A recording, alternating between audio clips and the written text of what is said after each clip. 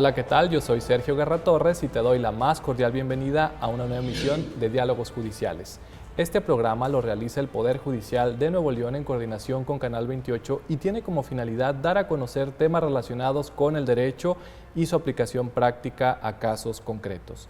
Nuestros invitados e invitadas acuden con nosotros y nos comentan acerca de sus experiencias, de sus conocimientos y sobre todo aquello que te puede servir para tu vida cotidiana.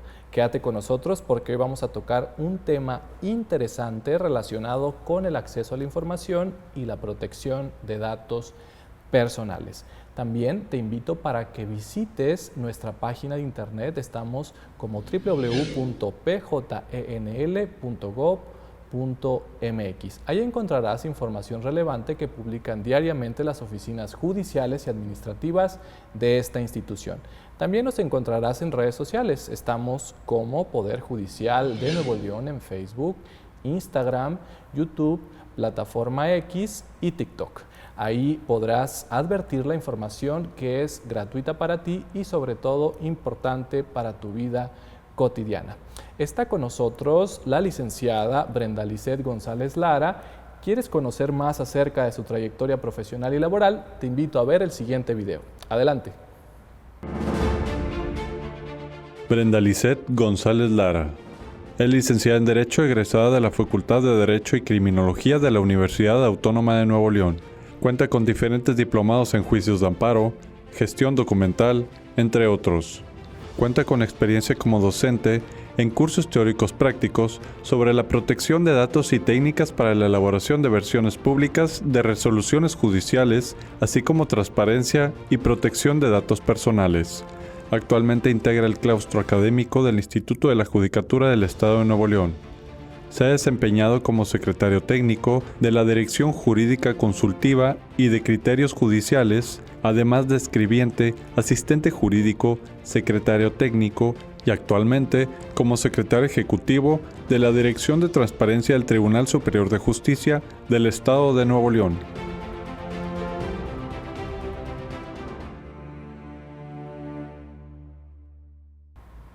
Regresamos.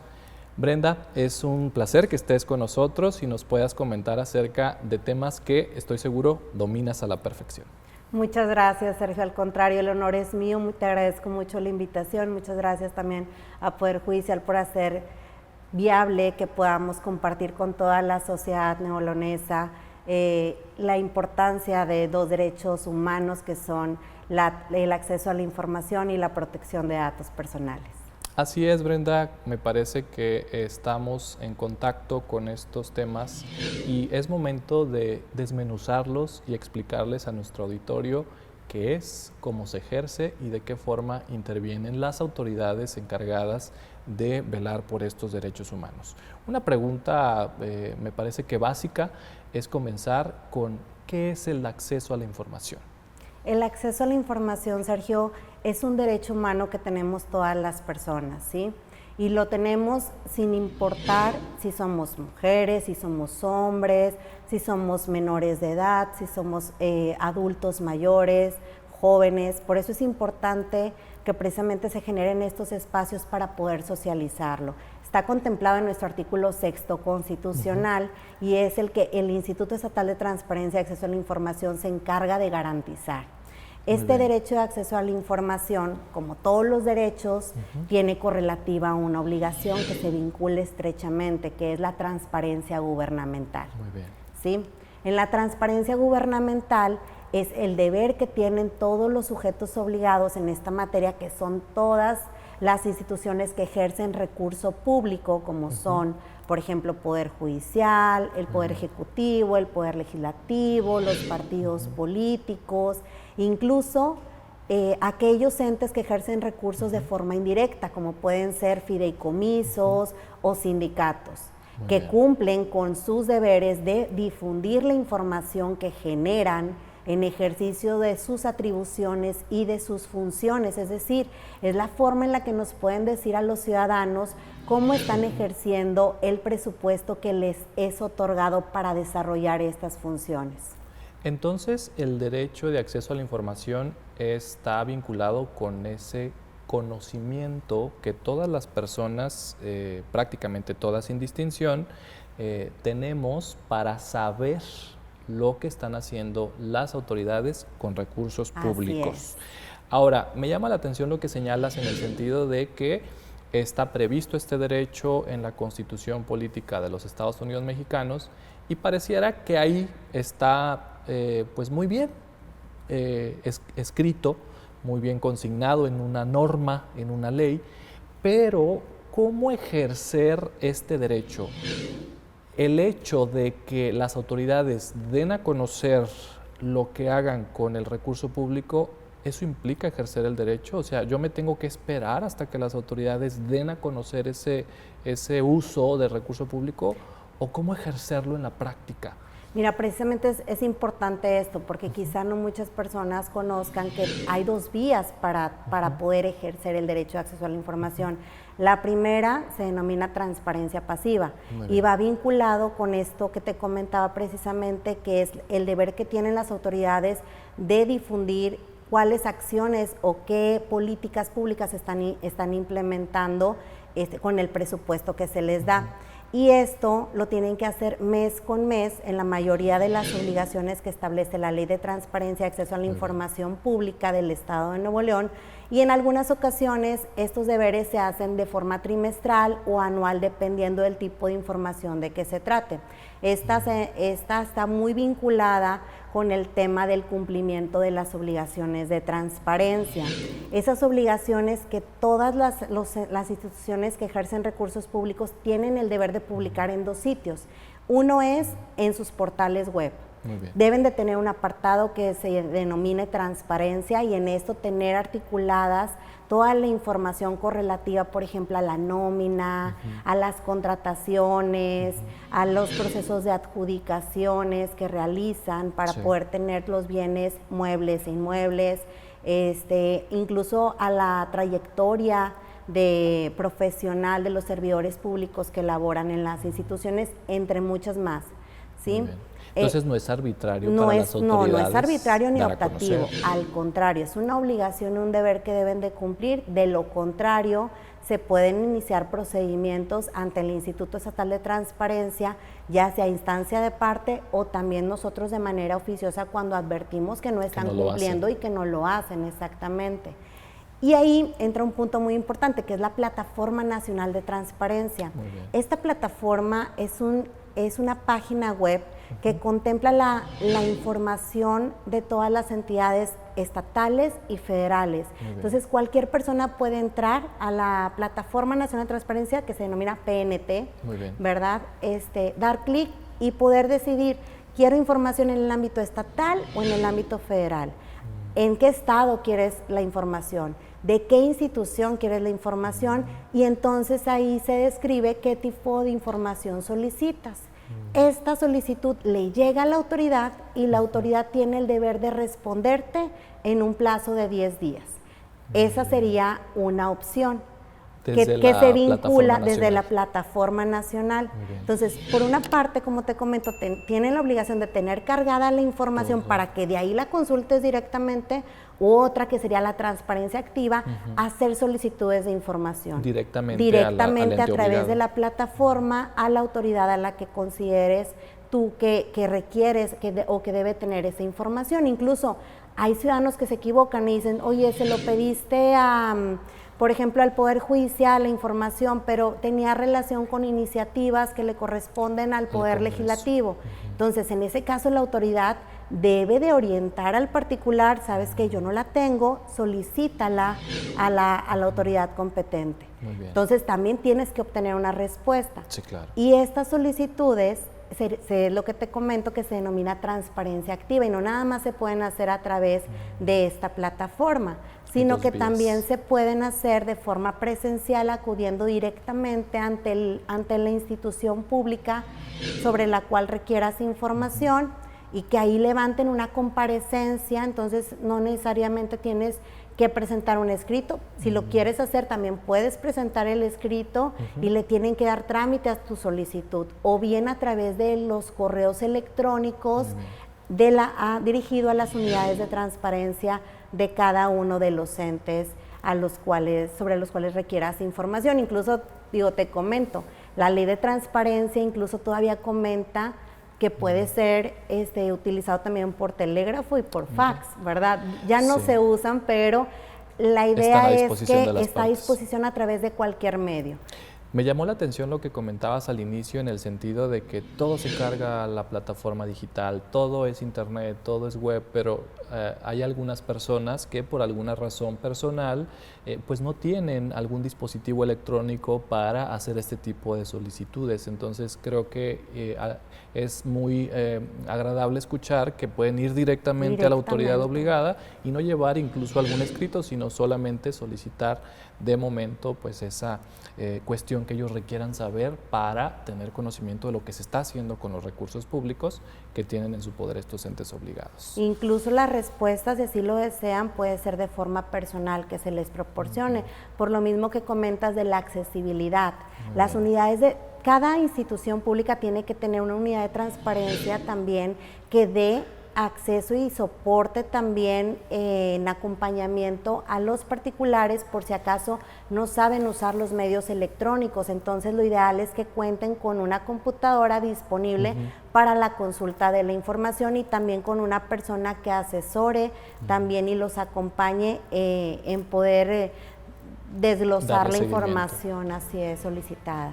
Muy bien, pues ya saben que el acceso a la información es un derecho humano que todos y todas tenemos y podemos ejercer en cualquier momento ante cualquier autoridad que tenga en su poder recursos públicos y sobre todo para saber el destino que se le da a estos bienes pues que son de dominio público. Brenda, vamos a una pausa comercial y regresamos, seguimos hablando de acceso a la información y protección de datos personales. Regresamos.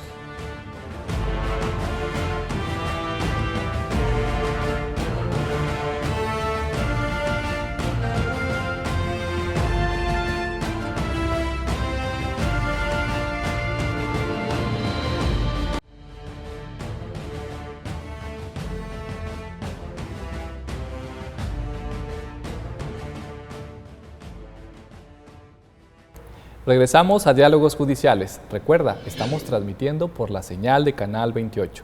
En esta ocasión está con nosotros Brenda Lisset González Lara y ella nos ha estado explicando el tema relacionado con el derecho de acceso a la información y protección de datos personales.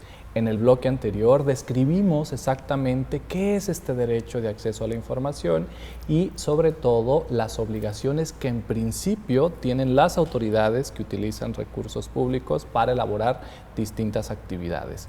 Y en segundo lugar, esa facultad que tienen las personas para solicitar, ya sea a través de una plataforma nacional o directamente a las autoridades, pues esta información bajo las modalidades que explicamos en el anterior bloque. Brenda, ese es el deber ser, pareciera, es decir, la obligación de las autoridades y por otro lado, la obligación de nosotros de acudir directamente o a través de la plataforma nacional a eso.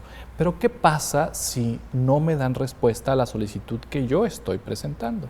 Bueno, mira, comentas un tema muy importante, que es no te brinden la información. Si no te brindan la información, sería un motivo de inconformidad según la Ley de Transparencia. En su artículo 168 se establecen diversos motivos de inconformidad por los cuales se puede recurrir una respuesta proporcionada por las autoridades. En este caso puede ser tanto que no te brinden respuesta, que te la den a medias, es decir, una respuesta incompleta, que te la den en un formato que no sea el que solicitaste, a lo mejor quizás solicitaste copias certificadas y te la brindan en copia simple, que te hayan cambiado la modalidad de entrega de la información, es decir, yo pedí que me la mandaran por correo electrónico y me la pusieron a disposición para que el particular o cualquier ciudadano fuera y se impusiera de la información directamente en las oficinas de la institución. Entonces, o bien que te clasifiquen la información como confidencial o como reservada y que por este motivo no sea posible proporcionarla. Entonces, hay muchas ocasiones en las que nos hemos encontrado, incluso en esos temas de clasificación, que la autoridad niega el acceso a la información precisamente bajo este supuesto, pero para ello es importante decirle a la ciudadanía que estén conscientes que la información en general es pública y que únicamente bajo ciertos parámetros se puede excluir el conocimiento hacia los particulares para poder garantizar un bien mayor, por ejemplo, en temas de seguridad pública. El bien mayor, que sería garantizar el resguardo de la información para temas de inteligencia en cuestiones de seguridad, es superior al de un particular, por ejemplo, de obtener esa información, o incluso puede poner en riesgo la vida de las personas que se dedican a la seguridad pública. Digo, hay muchos ejemplos, pero en este caso, si pasa alguno de estos supuestos, cualquier persona que haya solicitado esa información puede acudir directamente ante la autoridad que otorgó la respuesta a impugnarla a través de un recurso de revisión. Si presentan la solicitud a través de la Plataforma Nacional de Transparencia que comentábamos en el bloque anterior, ahí mismo la plataforma tiene un apartado que te dice promover recurso de revisión. Ahí lo puedes hacer directamente. Exactamente, ahí mismo puedes revisar tu respuesta y ahí mismo, si no estás de acuerdo, te inconformas con la respuesta. Y es importante que como requisitos de este recurso de revisión, pues pongas cuál es el folio que se le asignó a la solicitud, precisamente para dar seguimiento al trámite que en su caso se le dio por parte de la autoridad. Es otro tema que es como requisito, es el nombre. Pero en hay que tener presente que no es necesario acreditar ningún interés jurídico para solicitar la información, y que incluso no necesariamente pueden poner el nombre o deben hacerlo, sino que pueden poner un alias precisamente para que no existan represalias, o si sabes que no quiero que conozcan que yo estoy solicitando o inquiriendo una información quizá que pueda ser mediática o sensible, ¿no? Entonces tampoco puedes decir para qué la quieres. Ni tampoco, o sea, simplemente yo solicito la información. Sí, obviamente que la información que se va a solicitar no puede ser tampoco cualquiera. La autoridad tampoco está obligada a entregar documentos ad hoc, ¿verdad? A elaborarte resúmenes, a elaborarte síntesis. Lo que puede entregar la autoridad son los documentos que genera en ejercicio de sus funciones. Es decir, se debe de solicitar documentos, no explicaciones, porque en ese caso, pues no sería favorable la respuesta, porque te la van a negar con justa razón, porque la ley así lo establece. Es decir, tal cual se genera el documento por la autoridad, así nosotros estamos pues facultados para solicitarla, tal cual se generó, pero no nos van a dar esa información original, o sea, nos van a dar alguna copia, alguna certificación. E incluso si no tiene datos personales o datos que deben de considerarse como clasificados, como reservados, lo que se puede dar es una versión pública de la información, donde se suprima aquella información que no es posible entregar, pero sí se debe de entregar esta versión pública, no puede ser una negación total a menos que todo el documento se encuentre clasificado como tal. Y ahí se dice que lo testan, eliminan. Es eliminar o suprimir, normalmente se hace con un cintillo negro, pero también tiene una particularidad, que es que deben de describir la autoridad en qué párrafo, en qué página, qué renglón están testando y por qué lo están testando. Por ejemplo, se suprime información porque identifica a una persona física de la página tal, del párrafo tal. Y tiene que ir marcada esta versión de esta forma para que el ciudadano sepa qué datos se están eliminando y el motivo precisamente por el cual se hace. Perfecto. Entonces se presenta este recurso de revisión. Si es ante la autoridad, se manda al Instituto Estatal de Transparencia, o bien puede ser directamente ante el Instituto Estatal de Transparencia o por medio de la Plataforma Nacional de Transparencia. Brenda, ¿y hay algún tiempo para realizar este recurso que tú nos acabas de señalar? Sí, precisamente son 15 días después de que te proporcionan la respuesta por parte de la autoridad. Tienes para realizar esta impugnación. Y los requisitos que te comentaba era pues señalar el folio, señalar el sujeto obligado, es decir, la autoridad que te está respondiendo, señalar también un nombre o un alias, como te comentaba, también la fecha de la respuesta, adjuntar si se puede de preferencia la respuesta, el acuse exactamente que te proporciona ya sea la plataforma o el que tú también tienes al momento de llevar tu escrito, ¿verdad? Te deben de dar un acuse. los motivos de inconformidad es bien importante que los establezcas. ¿Por qué me estoy quejando de la respuesta que me están dando? ¿Porque fue incompleta? ¿Porque me la pusieron en una modalidad distinta? ¿Porque me clasificaron y no me dan la información? Todo me lo pusieron con tachones negros sin justificarme porque está mal elaborada la versión pública, etcétera, ¿verdad? Digo, establecerlos de una manera muy clara. ¿Para qué? Para que nosotros como Instituto Estatal de Transparencia podamos contar con las herramientas pertinentes para poder admitirlo a trámite. Cuando no son claros estos motivos de inconformidad, nosotros mandamos prevenir para que nos aclares cuáles son los motivos de inconformidad. Si no los aclaras, pues entonces sí se puede tener por no presentado, desechado el recurso. Esto implica que no solo yo voy a acudir en mi escrito, sea digital o físico, a decir, presento recurso de revisión para controvertir esta determinación. No es suficiente con eso. No, porque no vamos a saber de qué te estás quejando. Puede ser, si no tendríamos que analizar todos los supuestos y la verdad es que la propia normativa te establece que debes de ser muy claro en cuáles son tus motivos de inconformidad, porque si bien podemos actuar en beneficio de los ciudadanos y así lo hacemos haciendo una interpretación pro persona y precisamente tratando de garantizar el acceso a la información, hay unos límites que la ley nos establece, que es no modificar, ¿verdad?, los hechos controvertidos. En este caso, ¿cuáles serían? Pues los motivos de inconformidad con la respuesta que están proporcionando. Así es. Brenda, ¿y cómo andamos en tiempos para resolver este procedimiento? El tiempo para resolver un recurso de revisión, precisamente para dar atención y celeridad a otorgar la información pública, es breve. Te comento, son 40 días que la ley establece para resolverlo desde que se admite, y únicamente contempla una prórroga por caso excepcional de 20 días más, dependiendo pues de la información que se esté solicitando o de la complejidad del asunto. Muy bien, entonces es una parte de trámite y una parte de resolución. Así es. ¿Podemos abundar sobre el tema de la resolución de estos recursos? Es decir, ¿qué técnica se utiliza para, sobre todo, detectar exactamente lo solicitado por las partes?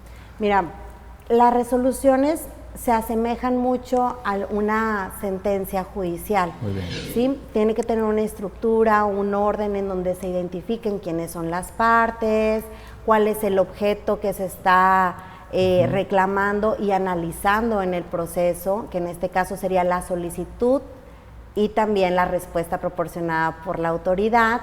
Una fase también donde se desglosa la sustanciación del procedimiento, porque te comparto, el procedimiento se puede admitir, prevenir o desechar. Vamos a poner en el mejor de los supuestos que se admita el recurso. Sí.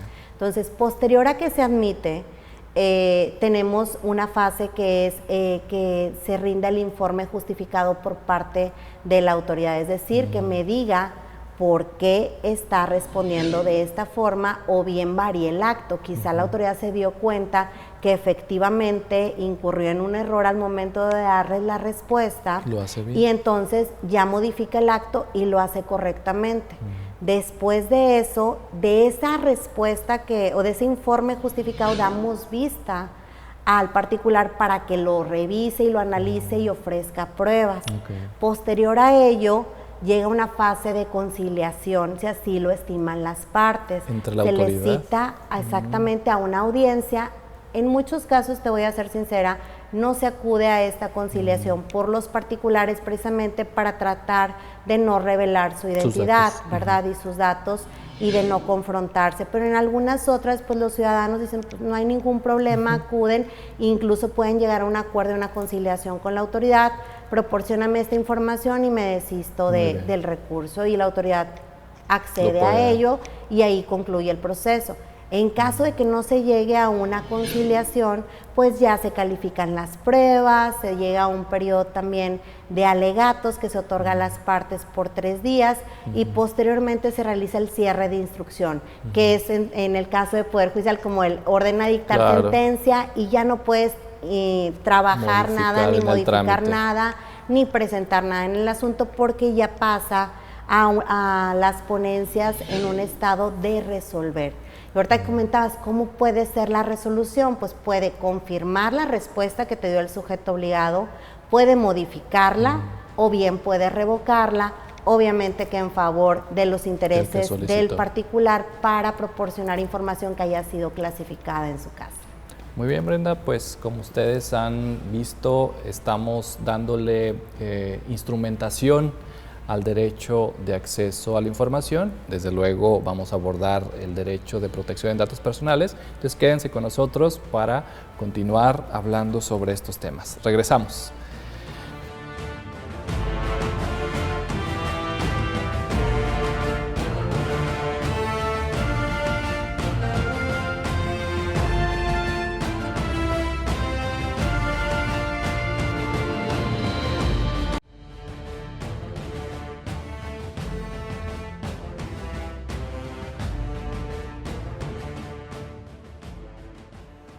Regresamos a Diálogos Judiciales. Recuerda, estamos transmitiendo por la señal de Canal 28. Te invito para que nos sigas en redes sociales. Estamos como Poder Judicial de Nuevo León en Facebook, YouTube, Instagram, así como en la plataforma X y TikTok. Ahí encontrarás información relevante que te va a constituir el acceso al ejercicio de tus derechos humanos. Y bueno, en esta ocasión estamos hablando sobre acceso a la información y protección de datos personales. En los bloques anteriores, nuestra invitada nos estuvo explicando exactamente qué implica el saber que existe este derecho y el ejercerlo ante las autoridades competentes. Brenda, ahora vamos a comentar, ¿qué te parece los datos personales? Y una pregunta, desde luego obligada, es ¿qué son los datos personales? Los datos personales es toda aquella información numérica, alfabética o alfanumérica que puede llegar a ser identificable a una persona física. En este caso, esto lo establece la Ley de Protección de Datos en posesión de sujetos obligados. También contamos con una Ley Federal de Protección de Datos en posesión de particulares. Y te digo que algo muy importante que trae la definición esta de datos personales es que te dice de forma directa y de forma indirecta. Por ejemplo, datos que te identifican de forma directa serían datos de contacto, datos académicos, datos en cuestión de créditos, datos de salud.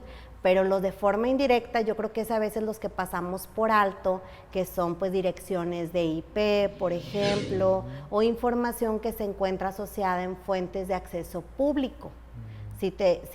No sé si te es conocido que quizá en algún momento puedas llegar a consultar a través de las diferentes páginas que tienen las instituciones públicas, quizá las placas de un vehículo, quizá, por ejemplo, en el registro público de la propiedad del comercio, una escritura pública.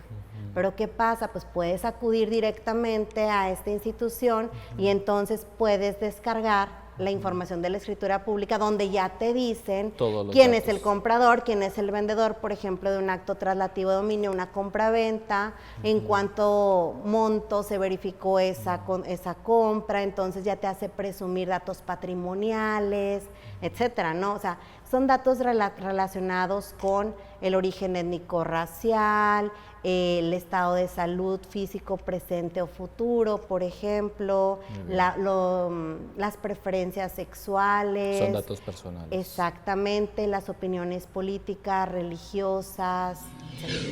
Entonces, estos datos personales son exclusivos de las personas físicas. Un punto muy importante, la ley lo establece como datos específicos protegidos para las personas físicas. Sin embargo, también existen criterios de la Suprema Corte de Justicia que son un poco más garantes en el sentido que también las personas morales, si bien no tienen los mismos atributos que las personas físicas, tienen condiciones que se equiparan. Por ejemplo, el nombre de una persona física con la denominación de una persona moral, el patrimonio de una persona física con el patrimonio de una persona moral y la privacidad, datos sensibles de una persona física también con los secretos industriales. Entonces, en este mismo sentido, en un espectro más garantista, la Suprema Corte de Justicia se ha pronunciado en el sentido que existen datos de personas morales que también deben de ser equiparados o protegidos como datos que tienen una garantía especial y que deben de ser protegidos del mismo modo. Me llama la atención lo que señalabas respecto a la sensibilidad de los datos personales. ¿Podemos abundar más para entender cuáles son los datos personales considerados sensibles? Mira, todos los datos deben de ser protegidos, pero los datos personales sensibles por su naturaleza y que pueden llegar a ocasionar una discriminación o pueden poner en riesgo la vida de las personas, en ese caso imagínate de revelarse el patrimonio de una persona que es considerable, incluso puede ser sujeto quizá de algún secuestro, de una pues algún abuso, algún plagio de identidad, ¿verdad? Dependiendo. Entonces, es importante dimensionar cuáles son los datos que son los que tienen mayor riesgo. En este caso podría ser la información de naturaleza de salud, ¿sí? Que en este caso imagínate que se revele que alguien tiene alguna enfermedad, quizá le pueda perjudicar para conseguir algún trabajo o puede ser discriminado también en su círculo de la escuela o de su círculo de amistades. Las preferencias sexuales, que es lo que comentamos que te comentaba exactamente. El tema de la sensibilidad va muy vinculado con la facultad de autodeterminación que tenemos todas las personas para poder compartir información que es más reservada y que no se la haces extensiva a todas las personas, únicamente a tu círculo más cercano, tu familia, tus amigos. Entonces ya dimensionando esto podemos ver que la política también es un tema que no se comenta, como dice, si quieres tener conflictos no hables de política ni de religión. Entonces acuérdense de eso, como te comentaba, origen étnico-racial. Por ejemplo, en Poder Judicial, uno de los datos que se recaban en las medidas de filiación y en los datos generales, precisamente es el origen el lugar de nacimiento de las personas. ¿Y tú te puedes negar a solicitar ese dato? Lo tienes que entregar en el caso de que se te solicite por una autoridad con un procedimiento o un mandato. O sea, no Sin embargo, negarte. la autoridad es la que tiene el deber de protegerlo con un mayor cuidado y de no proporcionarlo a las demás personas. Muy bien. Y creo que es importante, ¿no? Al final creo que el deber de cuidado es dual, tanto para nosotros, los propietarios de esos datos personales, y para las autoridades ante las cuales estamos compartiendo esos datos, ¿no? Para cumplir algún requisito de trámite, de un procedimiento que requeramos iniciar. Y bueno, también me ha surgido la duda respecto a la identificación de personas. ¿Qué se requiere para que se pueda considerar que una persona es identificable? Pues te comentaba desde su simple definición, cualquier información puede llegar a ser identificable a las personas, ya sea de manera directa o indirecta. Por ejemplo, un email, un nombre, un domicilio, quizá un título profesional, el número de una cédula, es muy fácil que la registres y aparezca. Las fotografías que publicamos, nuestra imagen, la descripción, por ejemplo, también en los procedimientos que se hace de la media afiliación que te comentaba, al momento en que se llevan a cabo las notificaciones judiciales, los actuarios van y levantan una diligencia en la que se establece que recibió la notificación a persona con una complexión, con una tez, con un tipo de cabello, hasta la descripción física. Todos estos pequeños rastros pueden llegar a ser identificar a las personas, la tonalidad de la voz, la firma que haces, en general, hasta las IPs de las computadoras, y que incluso que te conectes en un cibercafé. ¿Por qué? Porque vas dejando información, registrando exactamente, dependiendo de las páginas que hayas visitado y en esas páginas la información que hayas dejado indexada. Entonces, en general, debemos todos los ciudadanos de tener mucha conciencia de los datos que publicamos, más en esta época electoral que acabamos de vivir, y que la recomendación siempre fue por parte del Instituto Estatal de Transparencia, ¿sabes qué? No pongas tu pulgar, ¿verdad?, de que ya voté, tu identificación, tus documentos visibles, tener Son mucho datos cuidado personales. a quién se los proporcionamos exactamente. Muy bien, pues me queda claro que estamos expuestos a todo tipo de daño que pudiera ocasionar la exhibición o el riesgo de que se compartan nuestros datos personales. Pero, ¿nos podrías establecer la legislación que está involucrada con esta protección? Porque tampoco es una cuestión unilateral o arbitraria, sino que hay una reglamentación que está detrás de todo esto. Así es, mira, en el estado de Nuevo León contamos con la Ley de Protección de Datos Personales en posesión de sujetos obligados, que precisamente es una de las labores que realiza el instituto, garantizar que las bases de datos que recaban cada una de las instituciones que ejercen recursos públicos tengan un sistema de seguridad, que únicamente puedan tener acceso los servidores públicos facultados para llevar a cabo el trámite o el servicio que se desarrolla en esta institución. Y también el tema es para las finalidades para las cuales el particular otorgó su consentimiento para tratar esos datos. Porque también el hecho de que se recaben no quiere decir que las instituciones puedan hacer lo que quieran con esa información, sino que es importante tener en cuenta cuáles son las finalidades para las cuales el particular otorgó la información, respetarlas, tener confidencialidad de la información, tener sistemas de seguridad de información que son físicos, administrativos, electrónicos también, tener sistemas que permitan evitar quizá un hackeo también de la información. ¿Y el ámbito de aplicación de estas normas es solamente para entes públicos? No, fíjate que también para particulares.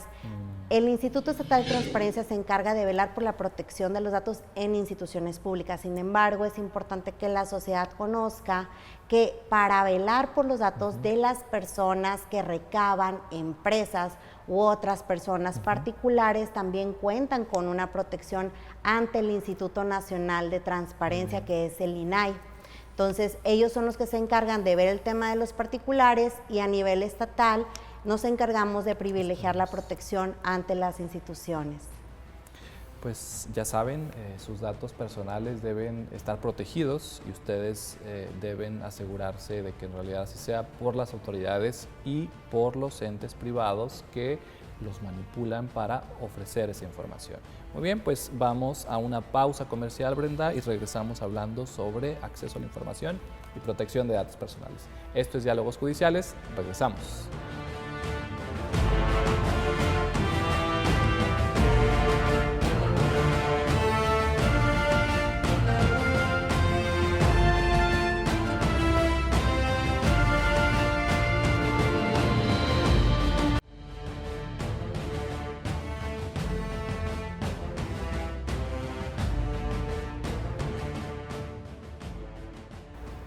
Regresamos a Diálogos Judiciales. Recuerda, estamos transmitiendo por la señal de Canal 28. En esta ocasión está con nosotros Brenda Lisset González Lara y ella nos ha estado explicando lo relativo al ejercicio de los derechos de acceso a la información y protección de datos personales. Vamos ahora a comentar, Brenda, si te parece, qué pasa con esta utilización de datos que tiene en cuenta el Poder Judicial del Estado de Nuevo León. ¿Qué tipo de datos son recopilados a través de los diversos procedimientos que se tramitan por las diferentes áreas jurisdiccionales? Mira, pues los datos son muy variados, o sea, va desde datos de identificación como de contacto, por ejemplo, los nombres de las partes, de sus representantes legales, sus domicilios en donde se les van a hacer notificados, datos financieros, a veces estados de cuenta, datos que se utilizan y que se encuentran dentro de los dictámenes periciales, quizá a lo mejor de bienes inmuebles, costos, valores, entonces van datos de naturaleza patrimonial. Cuando se impugnan cuestiones relacionadas con negligencias médicas, por ejemplo, también datos de salud, incluso fotografías, la identificación visual también de las partes, incluso en las audiencias también se recaban los datos y en las testimoniales también o en las confesionales, pues a pregunta directa, ¿verdad? Oposición, dependiendo del tipo de, ¿y si es grabada, de audiencia? Es grabada, entonces, por esta precisa razón es que si algún particular quisiera solicitar el video de alguna audiencia, pues no es factible proporcionarlo si no se cuentan con las medidas pertinentes para que se pueda hacer una anonimización de la identidad de las personas, porque te comentaba en bloques pasados, va desde la voz, el tono de piel, la vestimenta, el tono del cabello, el color de iris, etcétera. Entonces, que ahí, por ejemplo, se le pone un filtro transparente. Existe también el modo de poner le llaman pixeleo, ¿verdad? A la imagen, pero de todas formas se identifica la complexión, colores, e incluso hay técnicas para que puedas visualizar el pixeleo y también tecnologías de la información más avanzadas que te permiten disminuirlo y posiblemente identificar. Aunado a eso es que tendrías que estar muteando cuando el particular está exponiendo quizá en relación a una pregunta que te redirige a entregar un dato, dónde se encontraba en ese momento, pues en la calle tal, ¿no? Con quién estaba, con fulanito de tal. Entonces, son situaciones que quizá implicaría mayor costo que beneficio entregar o dar acceso a este tipo de información. Y me queda claro que cuando se acude a un juzgado, a un tribunal de cualquier materia civil, penal, laboral, bueno, pues tienes que dar tus datos personales para que identifique la autoridad quién eres, cuál es lo que estás solicitando, en contra de quién estás presentando la demanda, pues tienes que dar tu nombre, domicilio, datos personales que ya hemos dicho. Ahora, ¿cómo informa el Poder Judicial del Estado de Nuevo León a las personas que ingresan sus asuntos para la protección de datos personales? Mira, en este caso es muy importante que se cuente con avisos de privacidad. Los avisos de privacidad deben de ser, pueden ser simplificados o integrales. Lo ideal es que cuenten con los dos y que se encuentren publicados en su portal. Sin embargo, te comento que cuando el particular acude a una institución pública a gestionar un trámite o un servicio por ley, la institución está obligada a protegerlos y a tener dos deberes principales que garantizar, que es la confidencialidad y la seguridad de la información. Es decir, no puede tener acceso cualquier persona a esa información. Por ejemplo, si se insta alguna acción ante un juzgado, un órgano jurisdiccional, un ejemplo te pongo, una acción reivindicatoria en un juicio ordinario civil ante un juzgado civil. Pues bueno, yo estoy proporcionando toda mi información dentro de la demanda y la otra parte dentro de su contestación para poder solventar esa controversia. Pero ello no implica que el juzgador o cualquier personal que forme parte de ese órgano jurisdiccional pueda divulgar esa información. Si lo hace sin el consentimiento de las partes y de los titulares de la información, incurriría ahí en una conducta que es reprochada por la Ley de Protección de Datos en posesión de sujetos obligados, y dependiendo del tipo de dato que se haya revelado y si también es reiterada la conducta, es la cantidad o la imposición de la multa o sanción que se hace el acreedor, el servidor público, y que es erogada con sus recursos precisamente por esta vulneración de los datos personales. Entonces, las personas que están a cargo de los juzgados deben tener, y tribunales, por ejemplo, deben tener cierto cuidado de no divulgar a través de fotografías, alguna copia, alguna publicación en redes sociales sobre los asuntos que tienen a su consideración. Exactamente, incluso siendo parte integral de la institución y también cuando hayan dejado de serlo. Es decir, la confidencialidad no termina con el puesto o con el cargo que tengan estas personas, debe de seguir y postergarse. Para esto, precisamente, en caso de que se requiera comentar algún asunto para poder dilucidar cuál es la mejor solución, se pueden manejar lo que son versiones públicas, ¿verdad? De las resoluciones o de los acuerdos que se estimen necesarios. Aquí hay una excepción. Cuando se trate de comunicaciones de autoridad a autoridad, la revelación de la información y la transferencia de estos datos queda exceptuada del consentimiento del titular. Es decir, no me importa, yo autoridad, si quieres o no. Por ejemplo, que yo requiera mandar un oficio con tu información para gestionar la búsqueda de información que requiero para resolver. Ahí sí no es necesario contar con el consentimiento del particular. Es lo mismo que pasa con las instituciones. Dices, pues yo tengo derecho a la cancelación y a la oposición de que se conserven mis datos, pero pues obviamente que cuando debes en un banco, por ejemplo, pues no te van a cancelar esta información, ¿verdad? Cuando tienes un crédito abierto.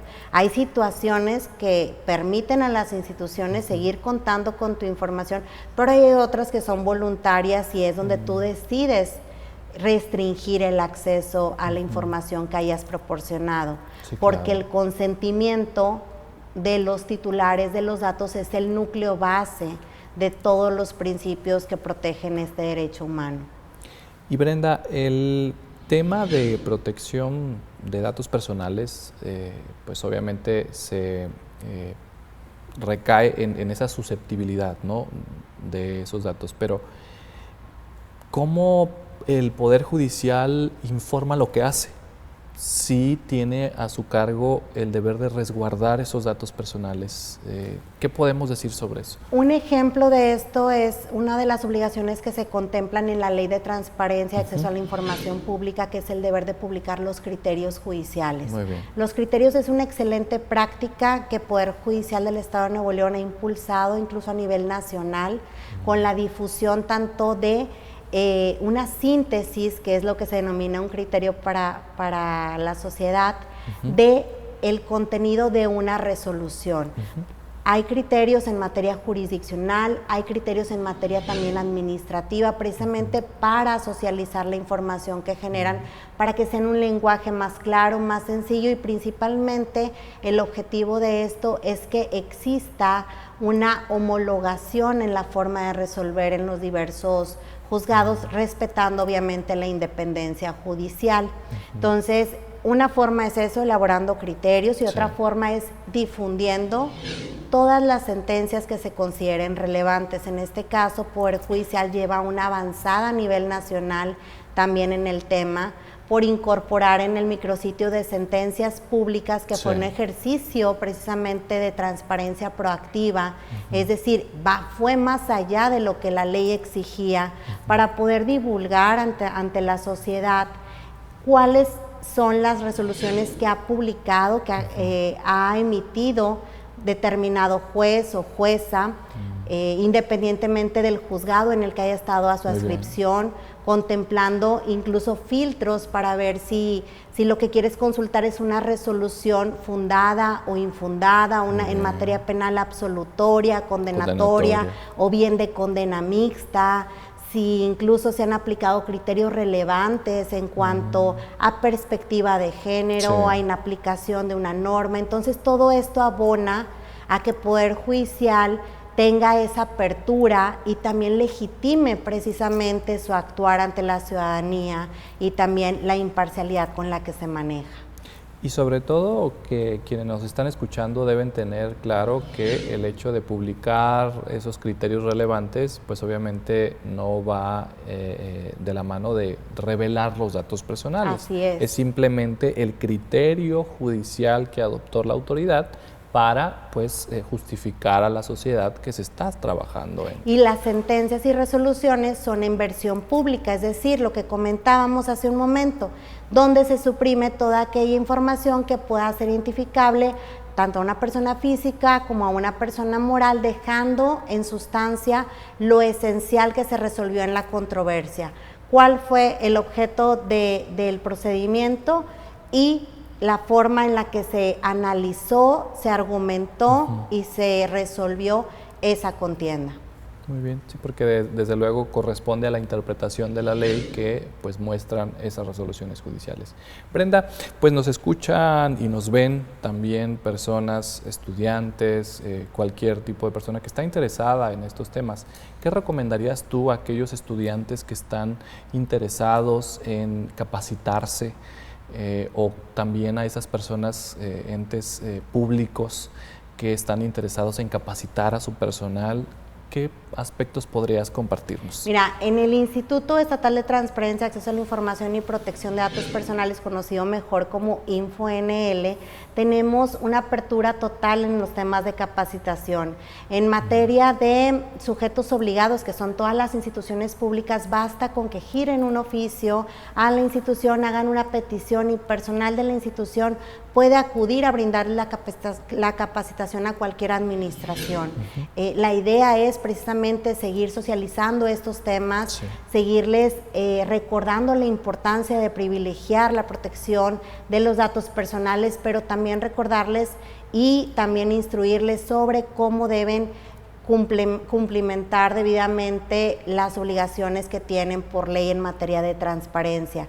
Y otro tema que estamos tratando con la sociedad, cualquier persona que tenga interés también en capacitarse o informarse más sobre estos temas, les comparto que pueden acudir también al Instituto Estatal de Transparencia y organizarse, y con mucho gusto acudiremos a poder llevar a cabo talleres o sesiones informativas, incluso tratándose de los menores de edad.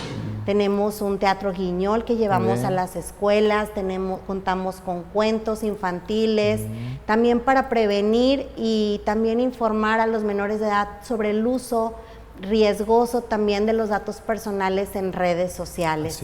Es importante que, como te comentaba, tanto jóvenes, incluso personas adultas mayores que recién están teniendo acceso a tecnologías, ¿verdad?, pero que no conocen la configuración de estos dispositivos, puedan conocer y poder proteger en el apartado de privacidad y de configuración de los mismos sus datos personales, porque también son las personas más vulnerables, como son los menores de edad y las personas de la tercera edad. Entonces tenemos un sistema completo de socialización y capacitación de la información que con mucho gusto ponemos a su servicio. Pues ya saben, el instituto que preside nuestra invitada Brenda, pues tiene muchas cuestiones que ustedes pueden hacer uso, y desde luego en forma gratuita. Así es. Muy bien, pues Brenda, agradezco que hayas estado con nosotros, también agradezco a nuestro auditorio por estar aquí pues capacitándose en forma muy puntual sobre el acceso a la información y protección de datos personales. Los invito para que visiten la página de internet del Poder Judicial de Nuevo León, que está apareciendo en pantalla, y ustedes podrán descargar y consultar las publicaciones académicas que diversas áreas jurisdiccionales y administrativas de esta institución tienen para ustedes. Recuerden, es en forma gratuita y ustedes podrán consultarlas en cualquier momento y en cualquier lugar del país. Brenda, también me gustaría pues obsequiarte esta taza que pues representa un detalle por tu asistencia al programa. Muchas gracias, al contrario, agradezco mucho la invitación y también invito también a tu auditorio a poder seguir las redes sociales del Instituto Estatal de Transparencia, www.infonl.mx, y también estamos en Facebook, en Instagram, en TikTok. Muy bien, pues están apareciendo en pantalla todas las ligas de acceso a las cuales ustedes pueden pues consultar, pueden visitar, pueden escribir ahí sus dudas. Y pues muchísimas gracias, Brenda. Muchas gracias. Esto fue Diálogos Judiciales. Nos vemos en una siguiente emisión de este programa.